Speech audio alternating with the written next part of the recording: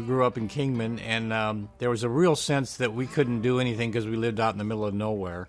I've tried so many things, and I think it was Winston Churchill who said, success is going from one failure after another with unbridled enthusiasm.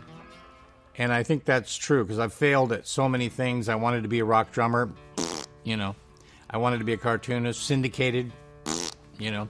I could go on. But I love it, and I think enthusiasm covers most bets. I'm Bob Boze. I am the executive editor of True West Magazine, a position I've held for 26 years now. I can't believe it. It defies gravity. I'm an artist, a cartoonist. I was in a rock and roll band, and that's who I am.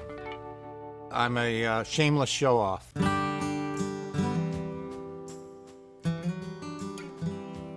I was the only child. My parents had a couple girls that died tragically, and so then you get even more spoiled. So that's who I am. Okay, and also I had a Norwegian father who wouldn't pay attention to me, so he told this story that I would beg him to draw me a train, and so he would draw one, and I would go and draw it and bring it back to him, and he said you could outdraw me after about 3 of those because I was always trying to get his attention.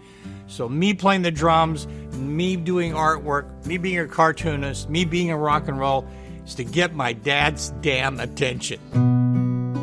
I went to the University of Arizona because I wanted to get as far away from Kingman as I could. But I went there on a high school field trip to the University of Arizona, and I just fell in love with it. And I wanted to go there. And this is in the 60s, okay? And I was in an art class. I think we had 147 kids in our art class. I have published so many self-published publications, it's not even funny. And the reason is nobody would publish them. And so I borrowed $5,000 from my father, God bless him, and I put out the first illustrated life and times of Billy the Kid in 1992. So I created this cartoon character called Honky Tonk Sue, which is kind of a amalgamation of all the women that I met who were tough, beautiful, hard, but sensitive. And I got a call from Hollywood saying, we want to make your character into a movie. Really? So Larry McMurtry wrote 3 scripts on Honky Tonk Sue, and Goldie Hawn was scheduled to play her.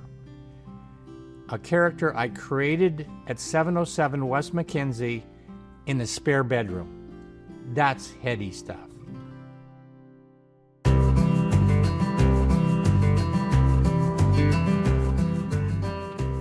There's a magazine I read as a kid, obviously, growing up in Kingman. And so in 1999, it came up for sale. It was going out of business. And 2 crazy friends of mine and I flew to Tulsa, Oklahoma, rented a car, drove to Stillwater, Oklahoma, and paid way too much money for a failing magazine, okay? We brought it to Arizona here, and the first thing that happened is we started losing $30,000 a month. And so I'm not a businessman, you know. Like I said, I married a math teacher so I could balance my checkbook. But my mother called me, and she goes, how's it going, Robert?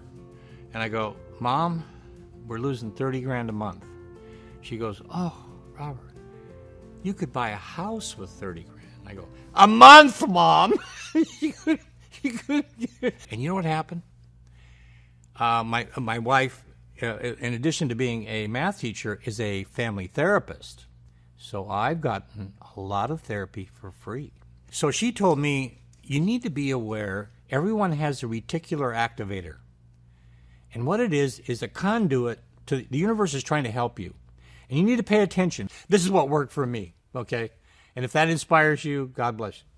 So what would you say is your proudest moment to date? Being married to the same woman for 46 years and having 2 children with her. I've done nothing more wonderful than that. I also am proud that I stayed in Cave Creek. I'm coming up on 40 years there. My family moved every 2 years. You know, we were always on the go. And I said, you know, someday I'm going to be like my grandfather. I'm going to live on a farm. I'm going to stay in that place. And I've been in Cave Creek now 40 years next year. This is the most outrageous state, fantastic. It's the most beautiful state. We have a lot of things going on that worry me, but that's, welcome to the world. But you know what? I was driving across there this morning, and I saw that sunrise, and I looked to the sky, and I said, thank you, Dad. I haven't won an Academy Award. I'm not President of the United States. But other than that, I've done okay. And it's because I'm not afraid. We're so lucky. We're so lucky to live in this country. We're so lucky that we live in Arizona. I'm so lucky that I'm a part of the state that made me.